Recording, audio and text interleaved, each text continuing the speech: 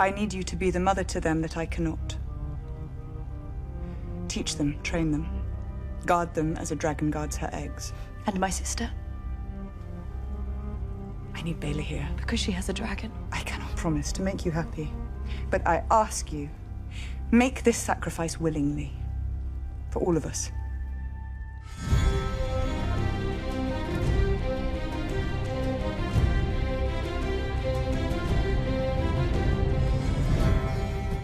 Welcome to the official Game of Thrones podcast, House of the Dragon. I'm Jason Concepcion. And I am Greta Johnson, and today we have a very special treat. Our dear friend of the pod, House of the Dragon showrunner, Ryan Condal, is back. Since our mailbag episode dropped, we've gotten a bunch of fan questions about how Ryan and the team adapted the book Fire and Blood into House of the Dragon Season 2. And we just thought, who better to answer these questions than the FOP himself, Ryan Condal? Yes, as promised, we will still have an episode coming soon about what's going on in the wider Game of Thrones universe. But for today, we are going all in on dragons, and we are talking about adaptation from book to screen. And of course, be warned, it's a big bag of spoilers here. There's going to be a lot of spoilers, so make sure you're up to date. Without further ado, here is our conversation with the one and only Ryan Condal.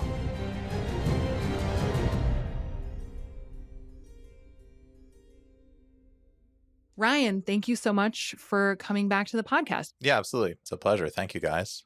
As you know, we wanted to talk because we've been getting some listener questions about some of the changes that the show made from the books this season. And that, of course, is something that we have talked with you before about, especially just in terms of like how you're approaching your work as adaptation. But now that the season is over, we thought it would be fun to dive into some of the specifics. So thank you for being here. Now, of course, I've read the books. Greta has not read the books. From a book reader's perspective, I was delighted from season 1 and season 2 at just how many surprises there were for me. Just generally speaking, how did you approach adapting this book that is this kind of fictional history written by numerous unreliable narrators into the show that we see? Yeah, I mean, it's a challenge. I mean, obviously, we're dealing with a well-known world with a massive fan base that's following the biggest and most successful television series of all time.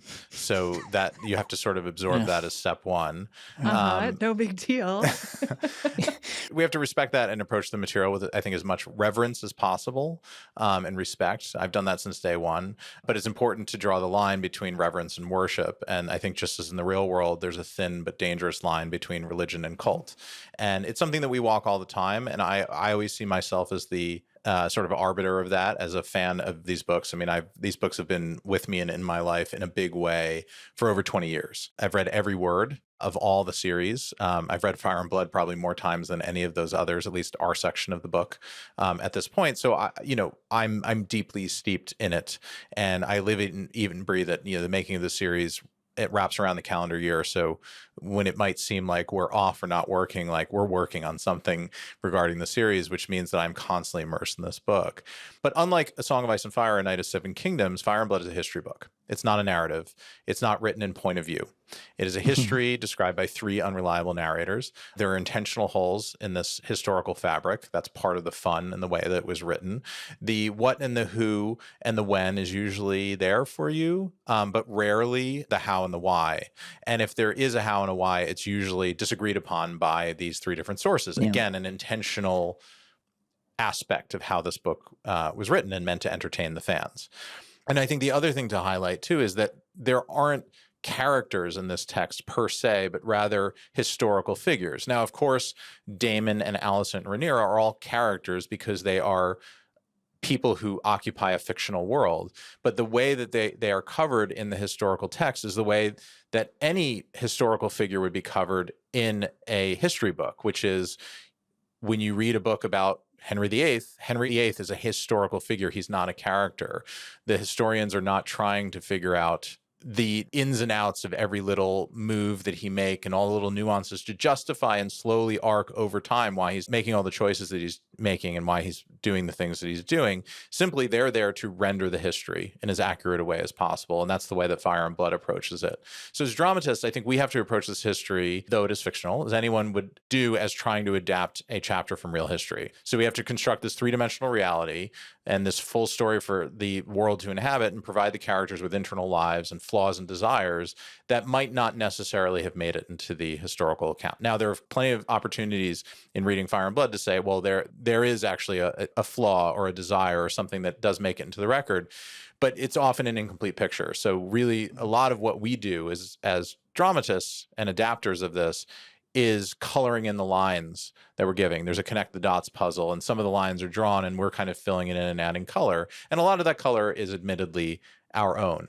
And that's part of, I think, the challenge, but also the fun of creating a show like House of the Dragon versus doing something that is just a literal adaptation of a narrative, a book that has thousands and thousands of pages of it, which I think is what, David and Dan dealt with the original series, which is its own challenge, because then, you have this massive construct and you have to whittle away and make a television series out of it that doesn't go for 25 seasons and bankrupt everybody involved.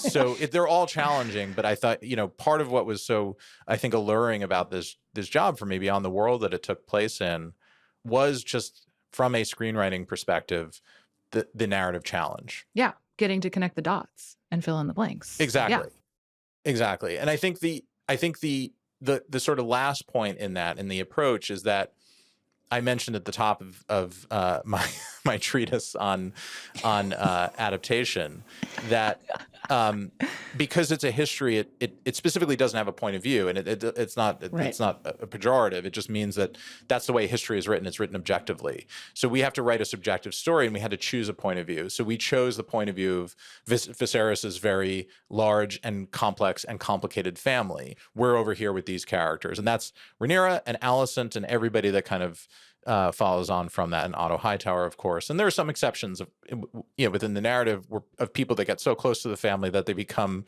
ensconced in the family as if they are family members. But that's the general guideline. And then I think even more specifically, as you iris into that, it's through the points of view of Alicent and Rhaenyra and their families, and and them as the matriarchs of these two sides, representing the fracture in Viserys's large family. Mm-hmm. Well, I think, and I feel like Jason and I have talked about this too, like partly, I think there are a lot of really exciting things about the way you have adapted this, but one that I find the most interesting is the idea of history being objective and the fact that we have all sort of accepted that as truth, but actually acknowledging the fact that it just literally cannot be. And I think a lot of what your adaptation is doing is saying, no, it can't possibly be objective. There's always so much more to the story, and here it is. Yeah.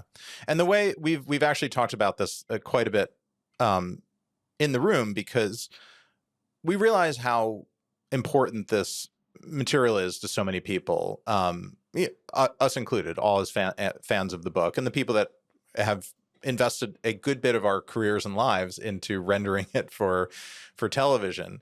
And what we talk about a lot is that the difference between Fire and Blood and House of the Dragon is largely, if you look at the story of World War II versus a movie about World War II. Right. If you were looking at a book that covered the history of World War II, it begins at the beginning, wherever the beginning is, the Nazis taking Poland, and then it ends with VJ Day, victory in Japan. No movie is no narrative story is going to cover all of that time. It's going to pick a specific span of time and a specific point of view and a specific subjective story within that. And that's why we have so many wonderful World War II movies from the beginning of the war, before the war, all the way through now through today, because there's so many stories to tell within that. That's how you get Oppenheimer and why it's still like 4 hours long. Yeah. Precisely. Exactly. And fresh and new and exciting. Yeah. And that's the way we've really approached that, is that we are telling a subjective story that happens within this massive objective history. So we can't possibly cover all of the events, but that doesn't mean the events don't happen. It just means that they're not happening on screen to our characters. And that is what we think helps to make this different and interesting and different from the book, and also make it feel, I think, deep and textured and engrossing, because you know that even though you're seeing this small window into it, it's happening on this massive canvas where all these other events are all happening at once at different times in different places in Westeros. We got a lot of questions from listeners about various adaptation choices, but to kick off this part of the conversation, we wanted to start with one that we got a lot of voicemails about. Hey guys, love the show. and I'm fascinated by the character of Rhaena. I was wondering what you guys thought about Rhaena and Sheepstealer and how they've kind of merged her character, it seems, with Nettles from the book. In the book, the character Nettles plays a really important role, and it's really kind of a fan favorite. I've heard a lot about Nettles. It looks like perhaps Rhaena is going to be the writer for Sheepstealer, which would be something very different from the book. There seems to be a lot of people really upset because they think, the character Nettles has been cut out. Will they weave in Nettles? So I would just love to hear you guys chat about that. Thanks. So from the Nettles stands, and Nettles, of course, is a kind of orphan character who pops up unexpectedly, has this ability to ride dragons, and plays a pretty important role in the flow of the war. Talk about the decision to kind of amalgamate some of her plot lines with Rhaena. Well, look, I mean, I think a lot of this story is still kind of in progress, so I don't want to say too much without to preserve the experience for the audience that's watching. I appreciate that. And Greta, who's not read the book. Thank you, Ryan. But I would say just look, we don't do anything on the show without long discussion and consideration.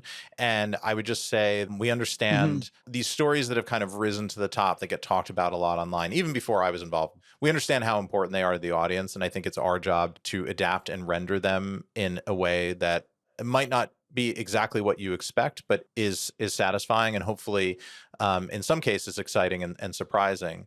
And I think this story is something that falls into a nice area where you can do something that is faithful to the history as written, but also do something very unexpected and different.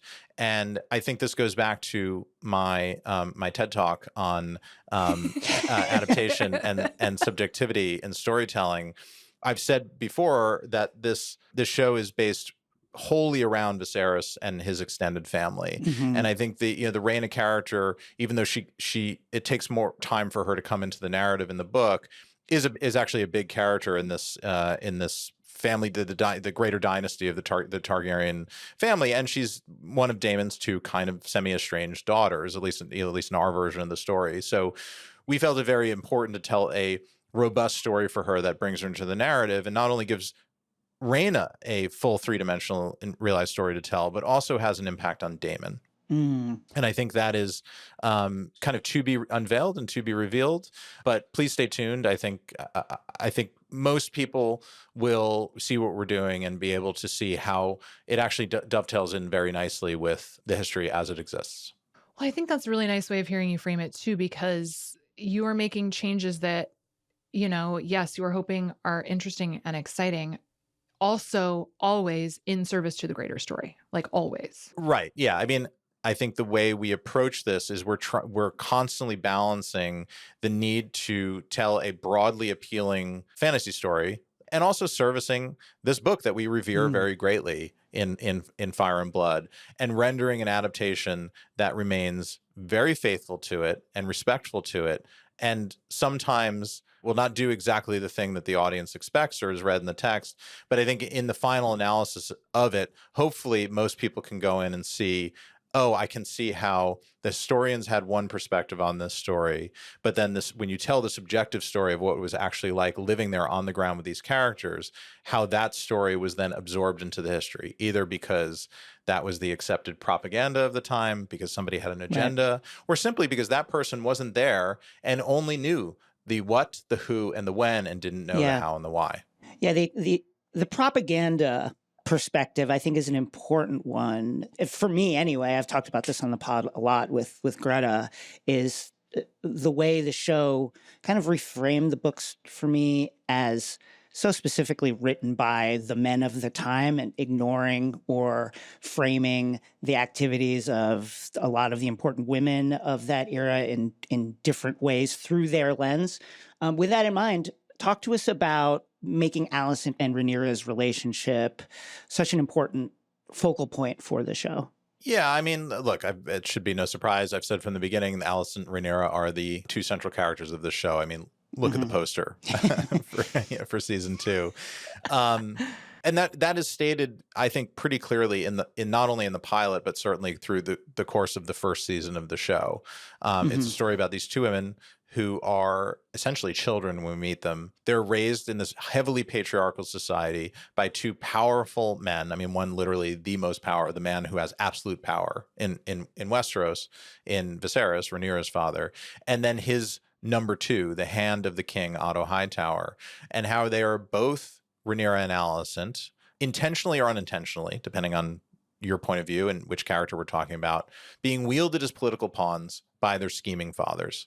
So as dramatists, we were very interested in seeing beyond what exists in the text of the book and following these two characters through this very compelling narrative that we felt was very different than the core themes and concepts behind the original Game of Thrones. I mean, if we're going to tell this story, we need to have a reason to be. Why are you telling the story beyond just everybody wants to see the Targaryen history? Telling the story centered around two powerful women sitting at the forefront of this, and then just coming up as friends and then breaking apart and becoming foes and being on the two sides of this terrible civil war, the worst civil war that's ever been fought in Westeros. That was all very interesting to us. And I think going deeper, as we try to have this kind of living conversation with the text of Fire and Blood and also history itself and how history is written, how women tend to be erased from histories like this. And does that mean that they didn't participate, or simply that what they did do wasn't captured in the historical record? Or was it intentionally brushed over or minimized in the writing of the history? And what I think is interesting, when you start with that as an idea and as a concept, when you see the result of this, when you read Fire and Blood and you see how these two women were kind of blamed for the awful consequences of this war, that felt like a real kind of interesting and intentional cognitive dissonance that we really wanted to play with. And again, it just felt like that was always something to kind of come back to and hold to and hang our hat on. And instead of carrying it as a burden, we kind of leaned into it and said, well, what unexpected things can this give us as we go along the way?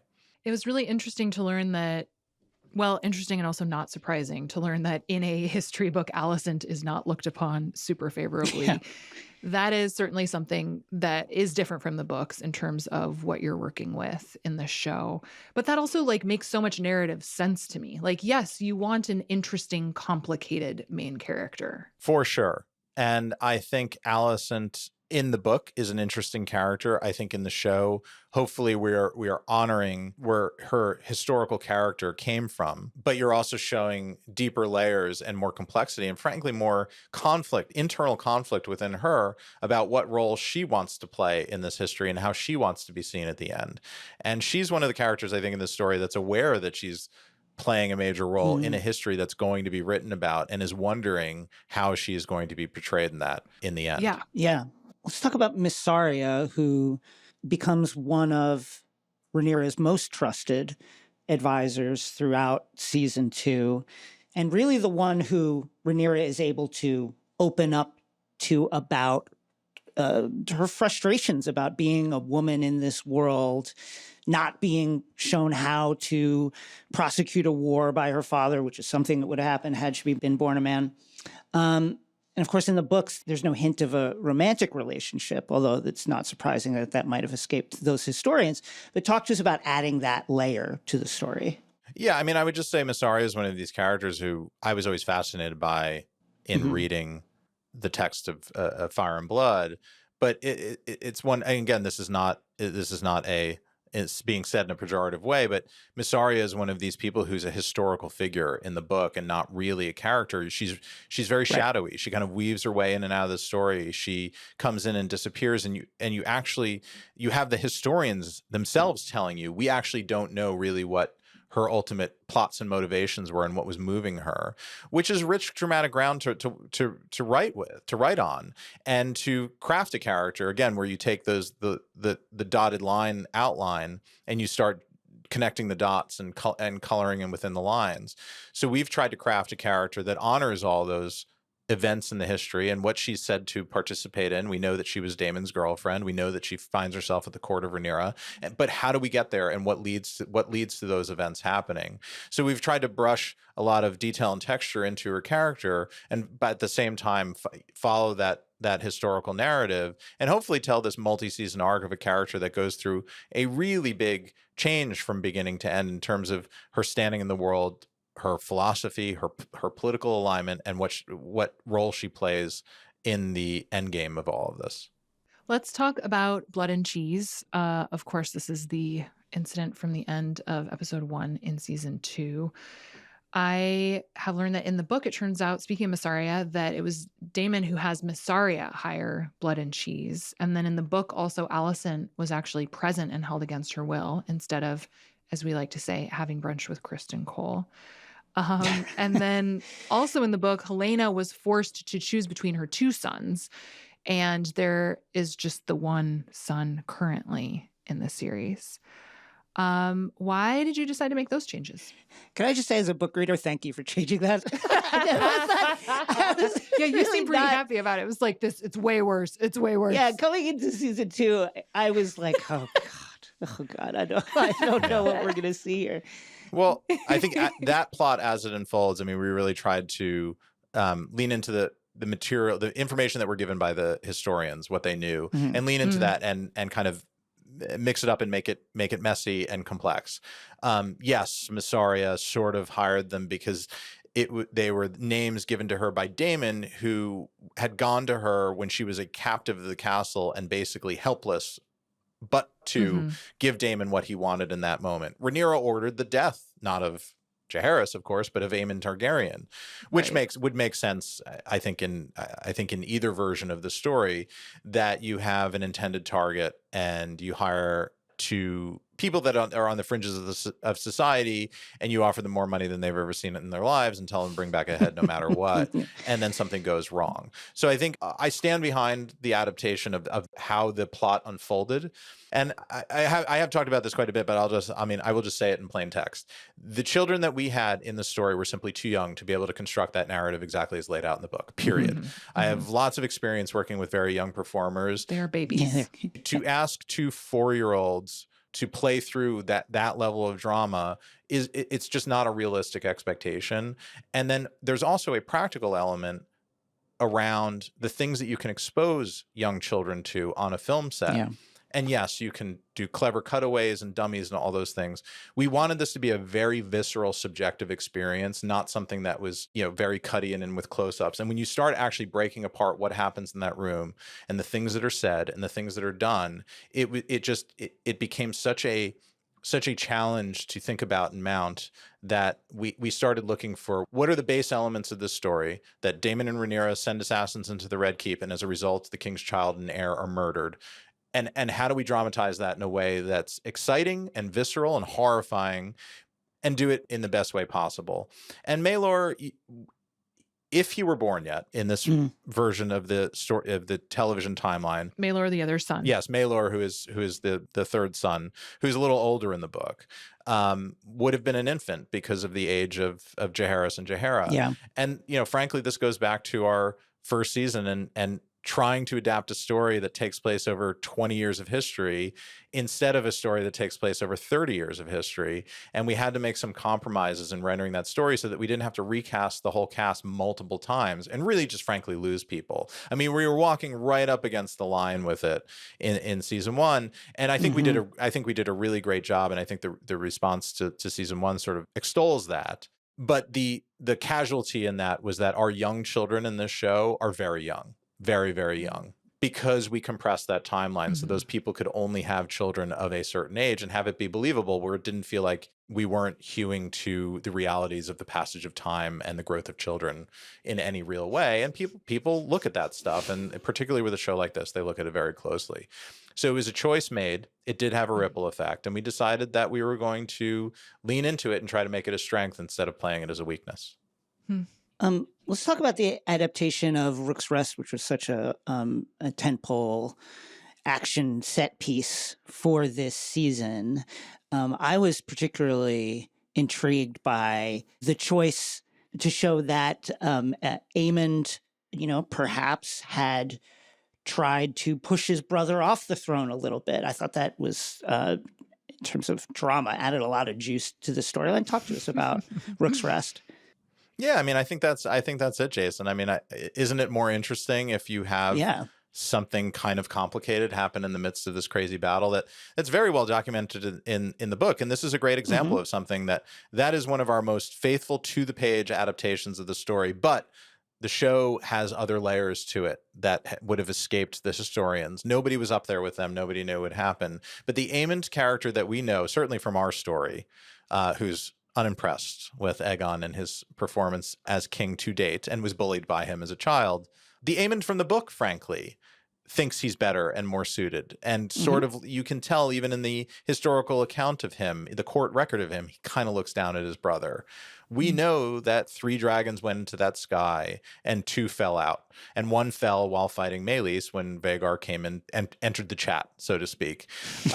So we just thought that instead of doing something that was cut and dry, one way or the other, it was interesting to throw in an element that was set up completely over the course of the 13 prior episodes of the show, and that would have a ripple effect from there forward, and doesn't change anything about how the history unfolds. It just makes Aemond, and then sort of by action and consequence, Aegon, more complicated characters. I would also love to talk about the crazy dragon lottery, which is what we have been calling what's known in the book as the Red Sowing. This is, of course, what happens at the end of episode 7 in season 2. From what I understand, and from what it seems like the Targaryens actually sort of understand too at this point, there doesn't seem to be like a clear rhyme or reason for who or why or even how a dragon accepts the riders they accept. And I'd love to hear more about how you decided to dramatize the mythology of the dragons and how people learn to claim them. Yeah, I mean, we certainly lean into as much as we're given from the book. I mean, all that stuff is very important, and that's clearly a well thought out mythology. But as with all mythologies, there are spaces in between the lines, because that's what makes it interesting. I mean, if somebody came on the screen and described literally how the way the Force works, which actually they did in the prequels, it's not as interesting as when Obi-Wan is telling Luke that it's an energy field that surrounds us and penetrates us. It binds the galaxy together. And we see in the drama of Luke's training as a Jedi how all those things work, but nobody's ever literally telling you this is the Sony stereo guide, the instruction manual for the working of dragons. That stuff just isn't as interesting. So I think we leaned into as much of that was available. We had to make some of it our own because, again, we are dramatizing scenes that are described more simply in the book. We had to show actually Hugh, and what's one of my favorite sequences in the season, Hugh going to claim Vermithor and how that worked. And what we really wanted to do across that entire multi-episode arc of Rhaenyra's new riders claiming dragons is show that it's different every time. Nobody has the same experience in breaking in as a screenwriter. Everybody has a different story. Every dragon rider that manages to claim a dragon has a different story of how that happened. Adam was claimed by Sea Smoke. Hugh claimed Vermithor in an act of insane bravery. One might say an act of self-harm.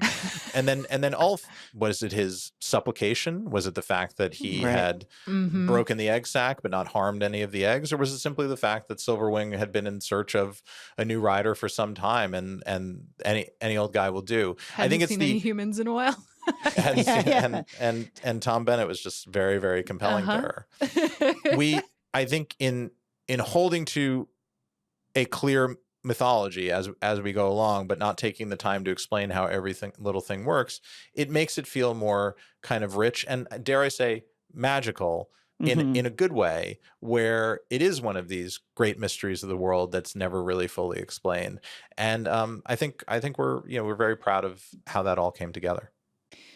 I love Daemon. I think he's one of the most complicated weirdos in this story, book version and show version. It's a nice way of putting it. His, adventure in the haunted mansion of Harrenhal was, for me, a wonderful highlight. And an invention, it seems, or a choice to kind of expound on his experiences at Harrenhal. It doesn't really exist in the books. Talk to us about that. That was actually one of our great challenges, I think, in the season 2 narrative. As we always begin a season by kind of laying out the linear timeline of what happens next in the text and sort of figure out, okay, what are our big waypoints? What are our big set pieces? What are the things that we have to cover and throw a bunch of resources at? Where are our main characters going? Who's going to be together there? Who can we have in our known and existing cast that can cross over with each other?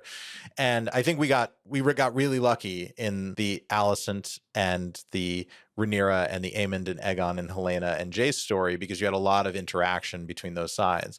Whereas Daemon, after Blood and Cheese and after his big blowout argument with Rhaenyra, which I think is one of the best scenes in the season, thank you Claire Kilner, thank you Sarah Hess, he kind of ends up on an island at Harrenhal, and the story that we're given in the book is essentially Daemon goes to Harrenhal and raises a large host of rivermen, and the issue there is that because so many other things had to happen around him, and that clearly is not a thing that just goes in and happens overnight. He has to take the castle. There's work to be done.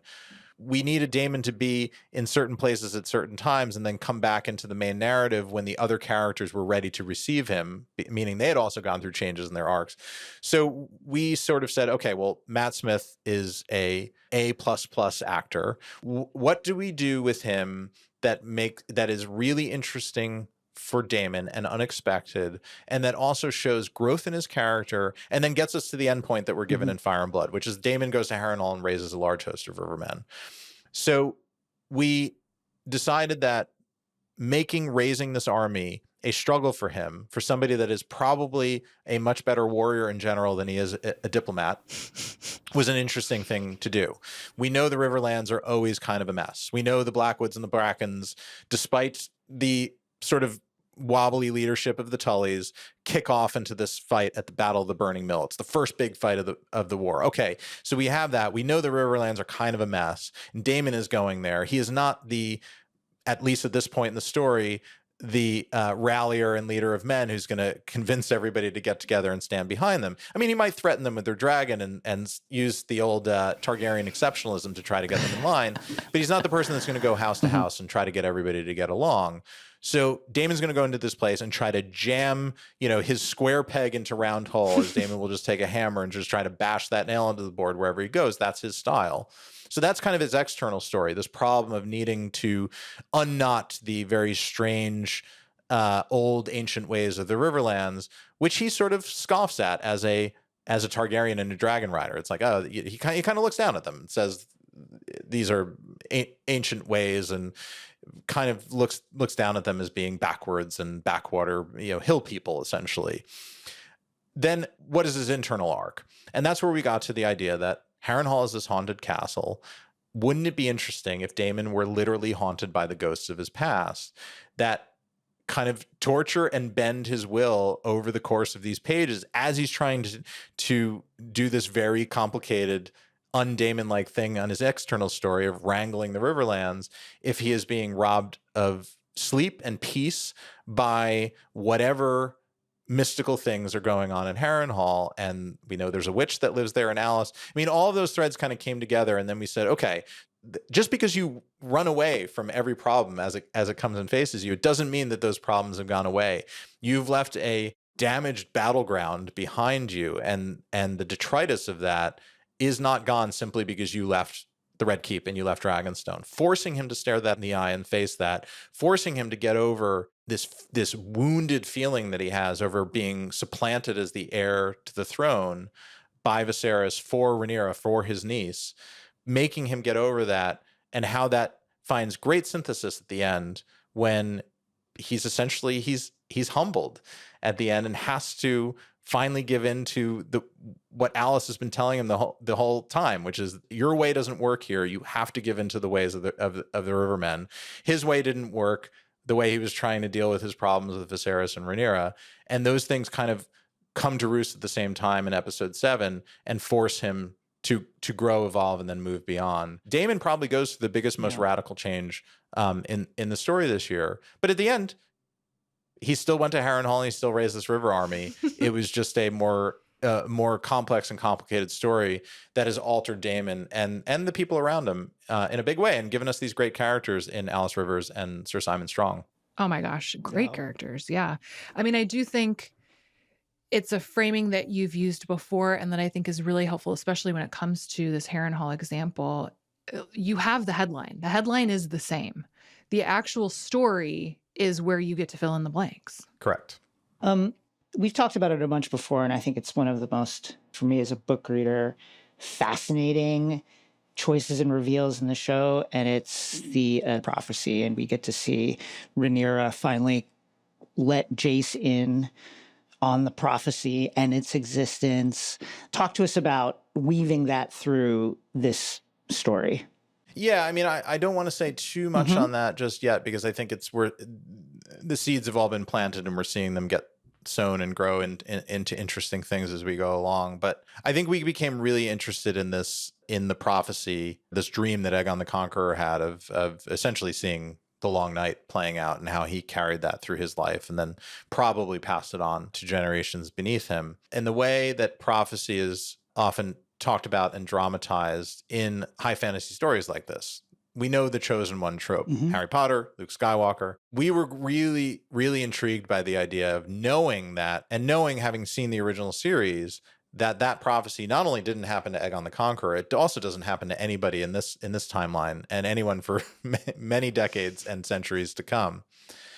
But the knowledge of that prophecy and the fact that it's real, how does that impact the characters in our present timeline? And of course, whenever anybody hears a prophecy, particularly somebody who believes themselves to be exceptional by birth or bloodline, they will exploit that and use that as a reason, a manifest destiny for the choices that they're making and the things that they're doing. So if Rhaenyra believes or comes to believe that she is meant to be the one, the chosen one, the one that Viserys dreamed of, and the reason that Aegon passed this dream down was just so it could get to Rhaenyra, the first female sovereign to sit the Iron Throne, we know that it's not her, but it's really interesting to see how the belief of that can be doubted or committed to or believed in and then wielded throughout the course of her attempt to claim the Iron Throne.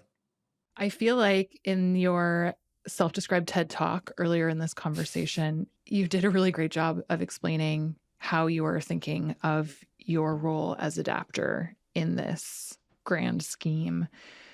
But I wonder, like, have you thought through, or maybe you've even lived through, like, someone coming up to you on the street or whatever and just being like, this did not happen in the book and I'm upset about it. Like, how do you envision that conversation with, you know, a book reader who is a fan who maybe doesn't like some of the choices that you've made? I mean, thankfully, I've been very lucky. I'm a fairly generic white guy, so you haven't been accosted on the street yet.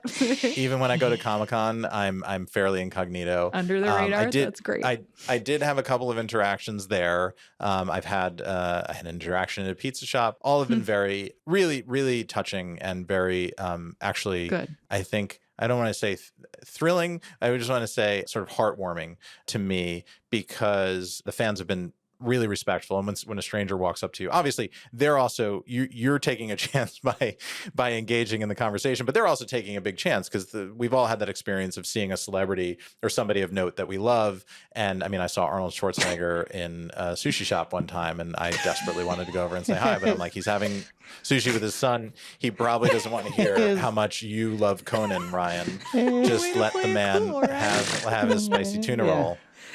So I, respect, which I think is the thing that I love very much about fandom. However, I mean, I think it's almost impossible to render a version of this show that makes everybody or gives everybody what they want all the time. Yeah. I will say television is a collaborative medium. It's not a single media art form. You're dealing with multidisciplinary, it's a multimedia job. There are writers, directors, there are actors, there's art department, costume designers. There's the realities of reality, practicality, budgets, what you can and cannot do with small children. All of those things kind of come into play. And because of that, I don't even get what I want all the time. So I have to be able to live with and go to lay my head on the pillow at night with the decisions that I've made in the making of this show. Has everything come out exactly the way I wanted it to? No, of course not. Any showrunner that tells you that after the making of a second season of the show is probably not telling you the truth. Am I overall very proud of the thing that I've made? Yes. I think this is the proudest I've ever been of anything that I have done creatively. I always think it can be better. I think we can learn from the things that we've done in the past. I think we can pivot and adapt as we go into the future. I do postmortems with the writers, with the directors, with the cast, with the crew. And a lot of this is boring television process stuff. It doesn't even have to do with the creative on the screen. But we're always trying to get better and always trying to improve ourselves. And I think in the end, I always come back to where I started out at the beginning, which is I'm a massive fan of these books. I love this text very much, and I want to render as faithful an adaptation as possible for television while making it broadly appealing and deeply interesting, and make something that satisfies me and satisfies other fans like me that weren't lucky enough to live this incredible dream of getting to bring to life this thing that I have loved for 2 decades plus. For a final question, you're in a unique spot, of course, as an adapter where the author of the source material, George R.R. Martin, is an executive producer on the show, and you have a lot of access to him. Can you talk a little bit about how you work with George when you're making those decisions? The writing that we do on the show is always available to him. The things that we create and do, we show casting tapes and cuts, and when there are art department presentations that we call show and tells, often we put together before the start of a season, we'll show all that. I would say everything is made available to him, and I've always taken aboard his feedback wherever possible. There are, of course, places where we have not agreed and departed, and some of those things are just things that are a specific condition of all the things I talked about in the making of the show, telling a subjective story, not telling the subjective history. We can't do 17 set pieces across the making of the show. We have to pick our spots. And the trick with the show is when you go big, you have to go really big, but you can't go big everywhere. I think most of the differences have come in there. But I've always tried to take aboard the notes. I've always tried to pivot and try to, make the thing work. And does this help or does this help? And sometimes, at points, I think it works and connects, and other points it doesn't. And I've accepted that. I've had to accept that as the condition of being a showrunner on a giant franchise. Television just moves. It's a giant moving train, and it's very heavy. And even though it takes 2 years to make the show, it happens very fast, and you have to make decisions every day. I always say the job of showrunning is making 1 million decisions, and then a season of television appears at the end of it. And I have to make 1 million decisions. A lot of them I have to make very fast, and you have to make a decision and then run with that decision and accept that decision, how it affects all the other decisions that you're going to make. And we just have that is the condition of making TV. The act of doing a solo art form like painting a painting or writing a book or even writing a comic book. These things are different, and the demands of television are great and heavy. And sometimes it's beyond even the showrunner to be able to change the nature of a thing in order to jam it into into place on TV. And a lot of what my job is figuring out how to pivot and move and think laterally. And we can't do that thing, but we can do this thing or this thing, because it's not a book, it's a television show. That makes a lot of sense. Yeah. We really enjoyed season 2, and we can't wait for season 3. We're hard at work.